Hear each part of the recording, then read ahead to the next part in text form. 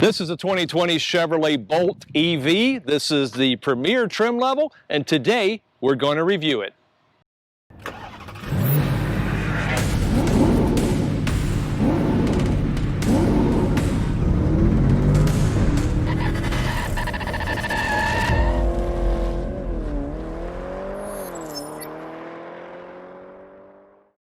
Today we're working with our friends at Mankato Motors Chevrolet in Mankato, Minnesota.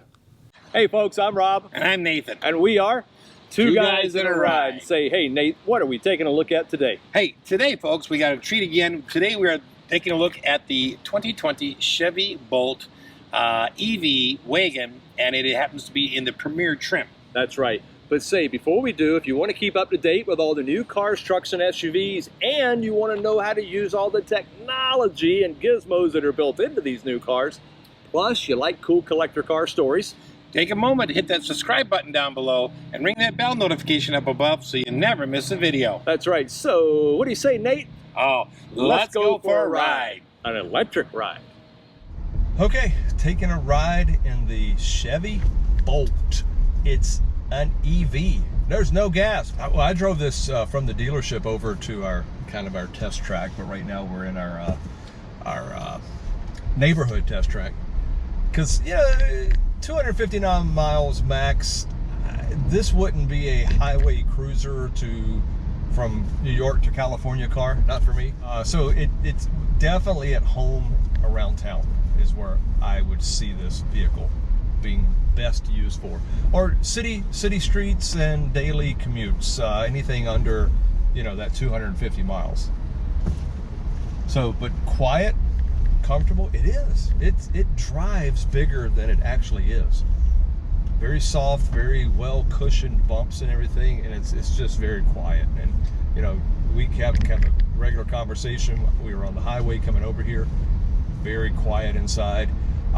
First time I've ever driven an EV, so it is kind of fun getting used to that no engine growl at all. Safety systems, ABS, front collision warning, just a myriad of different safety features and functions on any modern car, and I'll cover those in my outside review. Acceleration. I told Nathan, my biggest expense to owning one of these would be replacing the front tires because it has instant torque. Fit and finish, it's not bad at all. I would put it on par with some of the best Japanese cars that are made out there, and even some of the Korean cars that have come along as well. It's an interesting look with this one texture that looks almost like those styrofoam coolers. But it's fine. It works. It's a light, airy, open interior with all the glass, and but with the dark trim and everything, it looks really nice in here. How's it back there? It's very nice. You have stadium seating, which is nice. Oh yeah. And oodles of knee room and plenty of headroom. So I'm gonna pull over because I've driven it quite a bit already. I'm gonna let Nathan have a turn at it. All right, so my turn to drive, and this car has a couple of ways to regenerate. So I've put the gear selector into L position, which should mean I drive with one pedal. In other words, when I let up from the accelerator, it will start to, it'll kick on the generator, help to recharge, and brake at the same time. Oh boy, really? Wow. You really feel that. Aggressive. I mean, it's not too aggressive, but you really do feel it. You really do feel it. You can also use the brake, obviously, but it's what they refer to as one pedal driving. So as you can see, I come to a complete stop. So that is a different feeling. Right.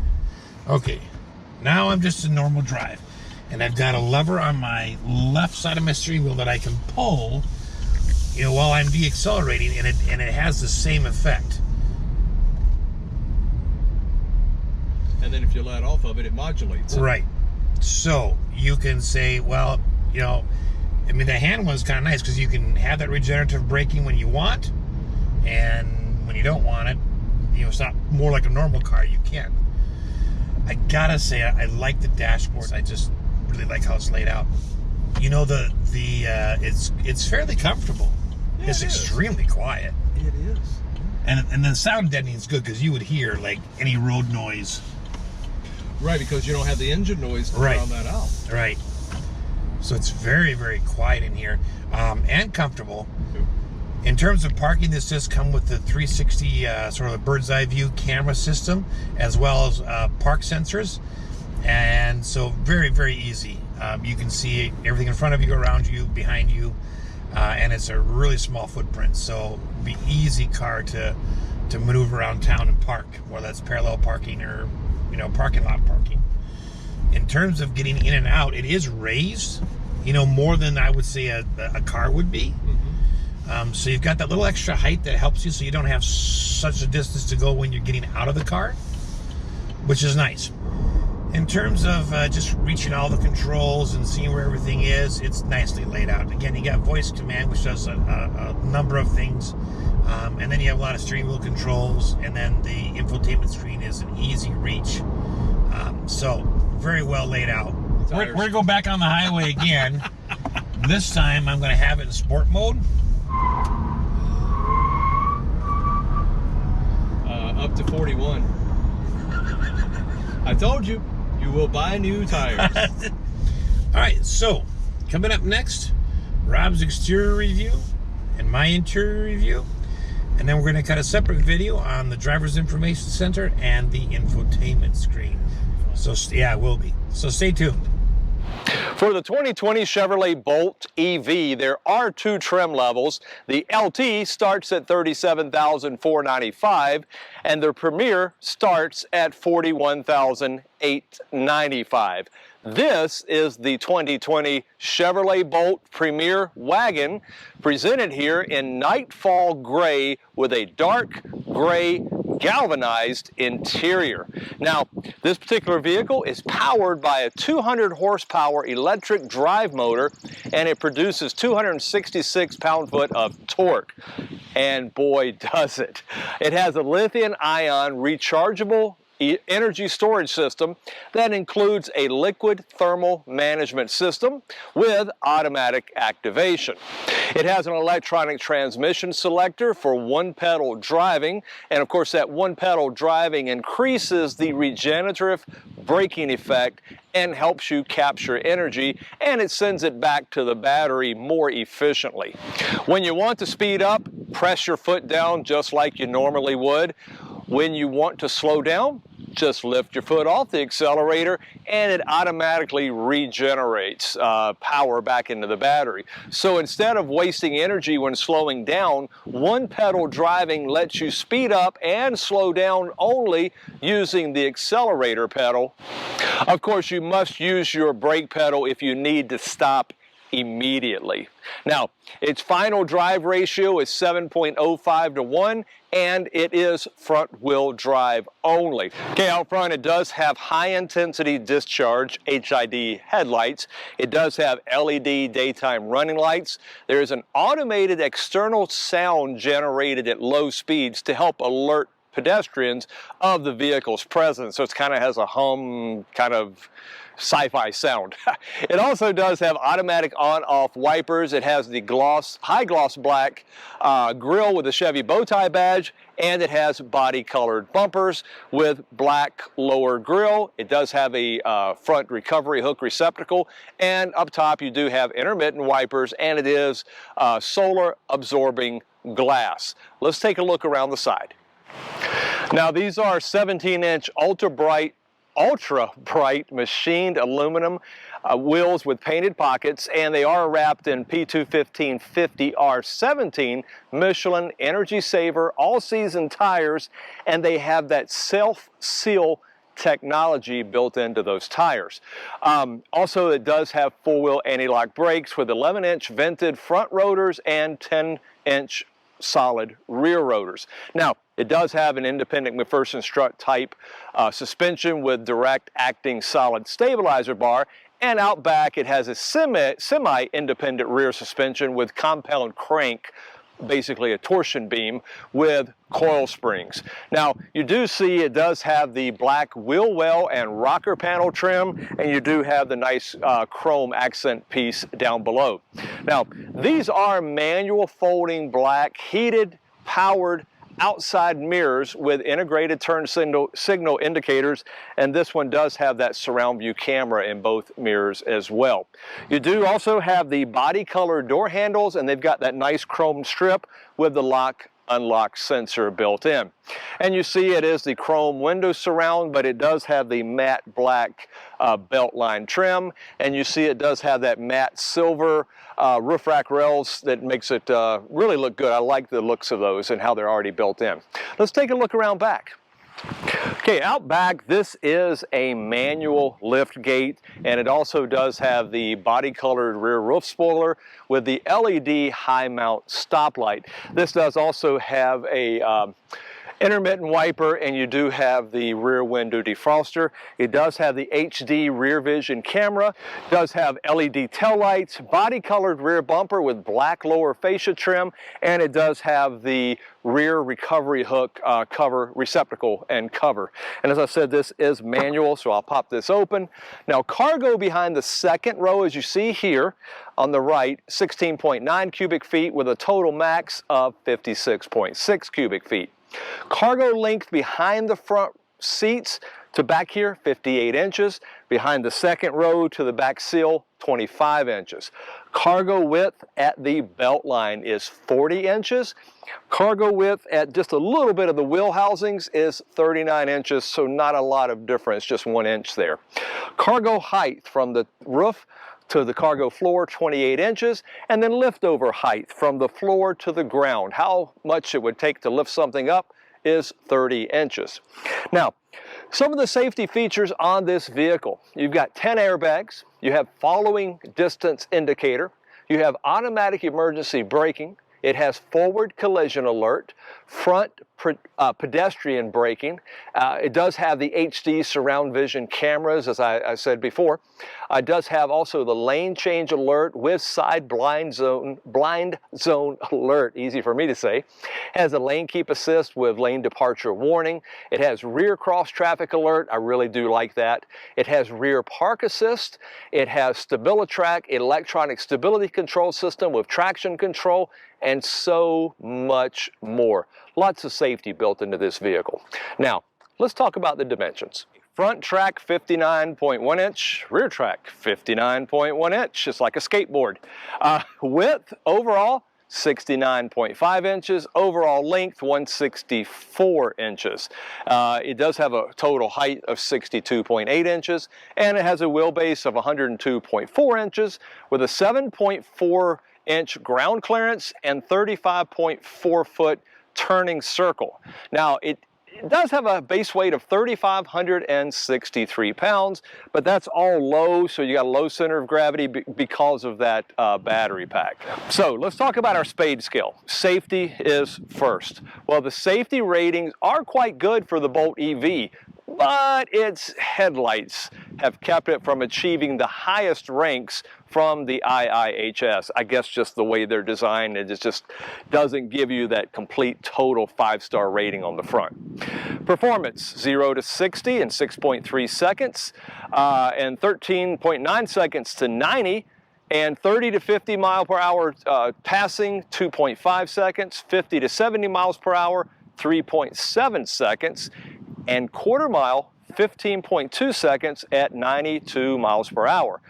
Has a top speed of 93 miles per hour. More importantly, to keep you out of trouble, braking 60 to 0, 123 feet. Now, appearance, well, is it a wedge, a box, or does it have a curvaceous exterior? It's your decision. So, dependability, bumper to bumper, limited warranty, 3 years, 36,000 miles, battery and electric components coverage with available courtesy transportation, 8 years, 100,000 miles. Also, you do have roadside assistance program for 5 years, 60,000 miles. Let's talk about fuel, I guess not fuel economy. Electric battery economy, 127 city MPG-E, 108 highway, 118 combined, and it does have a max battery range, driving range of 259 miles. So in summary, You get the long driving range. You've got the Chevrolet dealer network. It is a tall hatchback utility, and it's pretty familiar interface driving experience because it's mostly Chevrolet. So for 2020, the Bolt EV gets a 10% boost in battery capacity without any physical change to the LG Chem configured pack. It's now EPA rated at 259 miles. So does the 2020 Chevrolet Bolt EV wedge a boxy layout into a curvaceous exterior, or does it turn something boxy into something a little more interesting? Whichever way you look at it, the Bolt EV is space efficient, cleverly laid out, and to some eyes, a very attractive 5-person, environmentally friendly family hauler or city commuter. So now let's take a look at the inside. Nathan's going to give us a tour on all the bells and whistles and what it looks like and feels like inside. But before we do, take a moment and give us a like. And if you don't mind, click on that subscribe button down below so you never miss one of our videos. So what do you say, Nate? Take it away. He says yes. He's on his way. And stepping on the inside, I do like the color combination, you know, with the lighter gray and then the white and then the black, along with the chrome-looking door handle. This is a very interesting material here. Got a different feel to it, but it looks very nice and it goes very nice. And you can see this is, you know, quite a few places on the inside here, all the way across the dash. Okay, and then there's also a solid white plastic that you can see right here, trim piece, that carries below the infotainment screen, and then it comes down into the shift and center console area. But overall, I like the look. I really do.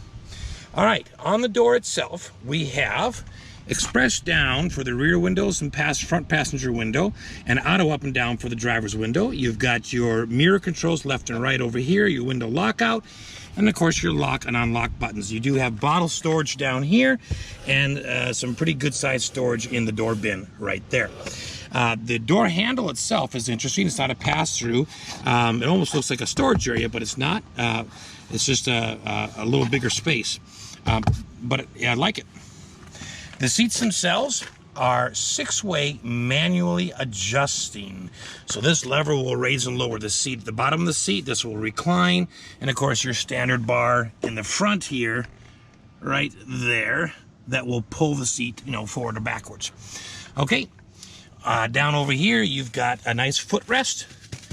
And while I'm down here, I'll point this out, but you've got a nice storage bin right down here. You've got an extra one right up here. Would be good for like a smartphone or something taller. I don't think you'd want to lose anything in there. You might have a hard time pulling it out. And then down here, you've got a 12-volt outlet. All right, coming back to this side. Coming up over here, you've got your dashboard brightness and dimness control right there. This does have fully automatic lights, so it's in the auto setting now. You have parking lights and you have full headlights there. Okay, let's step in and take a look from the inside.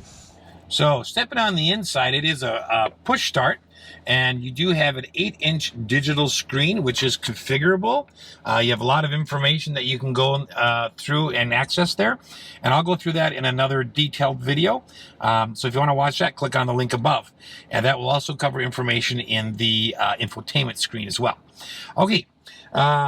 Basically, though, I really like it. You know, it'll tell you your max distance right here, your minimum distance, then an average. And then you have this beautiful white area, and I really like that white background. And then, of course, over here is basically your regeneration information, and then your gear selector. Okay, stepping back a little bit, you do have on the turn signal stock, you do have your auto light feature right there. And then you also do have your turn signals, of course, and your bright and dim lights if you want to run them manually. And then your windshield wipers on the right. Now, the rear windshield wiper, if you press to wash that, it will wash the rear cameras as well. And there's 2 of them back there, one for your digital rear view mirror and one for your backup camera. But it'll sprays across both of them, which is really neat. And then on the steering wheel, on the left-hand side, you've got cruise control here, cruise control on and off, cruise control cancel, set, resume, and then of course you have your crash or collision alert distance setter. Okay, you do have a heated steering wheel button, and you do have your lane keeping assist button right here. Over on the far right, you have your voice command button. You have a phone on and off, also a mute button for the stereo. And then these four, plus the check button, control the driver's information screen and all the information you can access there. So down on the bottom left of the steering wheel, you have favorite buttons. And when you do those, then you can switch through your favorite stations. Okay? On the back of the steering wheel, on the left, you have the regeneration button. So if you click and hold that while you're off the accelerator, it kicks in the generator and helps to generate more electricity for the car, but also helps you to brake without using your brake. So it saves on your pads and your rotors. Over here on the back right of the steering wheel, you have volume up and down. Moving over here to the infotainment screen. So it's a Bose sound system. It has 7 speakers, including a subwoofer, and it is really a nice sound. I had a chance to listen to it. My phone ran into it on Pandora. It was very nice. So it has Apple CarPlay, Android Auto, Bluetooth, and then the voice command, depending on your type of phone, but your voice command will also pass through to your phone and allow you to sort of function, use like a Siri on the Apple phones. Okay. You do have lots of ways to configure this particular screen, and again, I'll go over that in another video.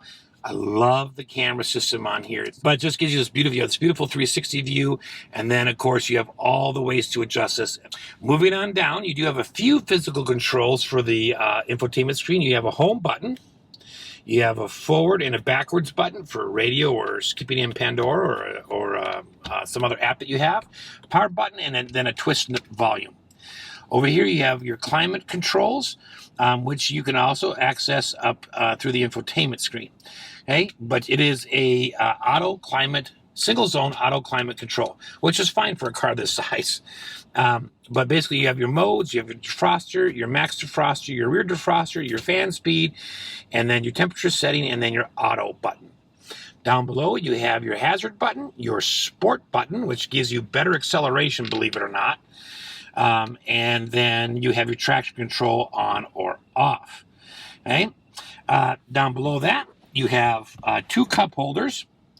And then if we move up here, you've got your electronic parking brake, and then the gear shifter. This is the park button, so you got to push this when you're ready to put it in park. And then there's a little push button on the side. So if you put your foot on the brake and push that button, then you can shift it into drive. When you do that, the letter L appears. L is the mode I used when I was driving. And if I just click down to L, now my accelerator will act as sort of a brake. So when I let off the accelerator, it'll help regenerate electricity for the car, and more so than if you don't. And then you can also bring the car to a complete stop. Now it's a soft stop, so you can also use your foot brake as well. Okay, reverse is simply up and over, and you don't have to push the button again for any of those except for to get it into drive. Then park again is right there, and the P disappears when you're in park, but it does show up on your dashboard.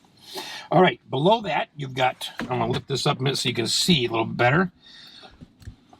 You have 2 USB plugins, and this one, I believe it's this one down here. But one of these will run your Apple CarPlay to Android Auto, and then you have a 3.5 millimeter input jack that you can run something else off of into the infotainment system. Okay, over here you got a nice little storage. It's got 2 little rubber bumps on it, so it's meant to grip something like a phone to keep it from rattling and flying out on you. Okay, I already opened this center armrest storage area, so we'll just take a look at it. You got a removable tray right here. It's fairly deep. And then you have, this does go straight down, and it does have a rubber mat at the bottom. Okay, it has kind of got 2 shelves on it. There's a little higher shelf in the back, but you know, I mean, that's it's like a little over a foot deep, so fairly deep storage. Moving on up to the glove compartment, You do have a nice soft opening, and it's just plastic in here. There's no felt lining or anything, but you got ample size storage. Moving on up to one of my favorite features is the digital rear view mirror. So you have a physical day-night switch behind you which clicks and turns the digital on. But then underneath here, you have several buttons that run you through a series of menus that allow you to change that mirror. You can do things like zoom in, zoom out, tilt the mirror up, tilt the mirror down. There's lots of things that you can do, but it is digital, and that's how you activate it. Now it's just a normal mirror. Moving on up a little bit further, you got your safety system buttons up here. You got your dome lights right up here, which are just a push, and then you can set how you want them to be on or off when the doors are open. Up here, we have mirrors in the visors. They're not lit, okay, but they are telescoping on both sides. And then the passenger side has a grab handle. All right, time to step in the back. All right, so all 4 seats, both front seats and the outboard seats in the rear, are heated. The controls are in the infotainment screen for the front, and in the rear, they're in the door right here. And then you have your express down power window switch here. Okay, you have a storage right in here, and then, of course, one of your 7 speakers. I left the seat where it was when I was driving it, and I have got a good, 3 inches of space. In terms of headroom, I've got at least 1 inch, and that's with my hat on. You do have armrest up here. And I like it again when they're elevated and not all the way down to the bottom of the seat, along with 2 cup holders right here with a pass-through. So if you just want to lay a phone in there or something, that works too. And then on the passenger seat, you have a pocket storage area. Now down below in the center console, there are no air vents, but there are 2 charge-only USB ports right here. Hey, the rear seats do fold down for extra storage. Let me show you how that works. So on the rear seats, they don't move at all. There's no forward or rear movement down here, and there's no recline function in the rear seats. Okay? But it is simple to get it down. You just put your hand in here and pull this lever, and it just simply pulls right down. And then you just push it back up until it latches, and then it's secure. So really simple operation. So overall, really nice vehicle. I really like it. Thanks for watching. So where I'm not typically picking out things that are technology related, on this car I'm going to, because my favorite thing is this screen here that shows the battery cells, and the green ones are lit up that still have power. The gray ones have been depleted. But then as you drive, it also shows how you're regenerating power and putting power back into those batteries. So that's kind of cool. That's my favorite thing. All right, so my favorite thing, again, is digital, and it's the backup camera, or the 360 camera, really.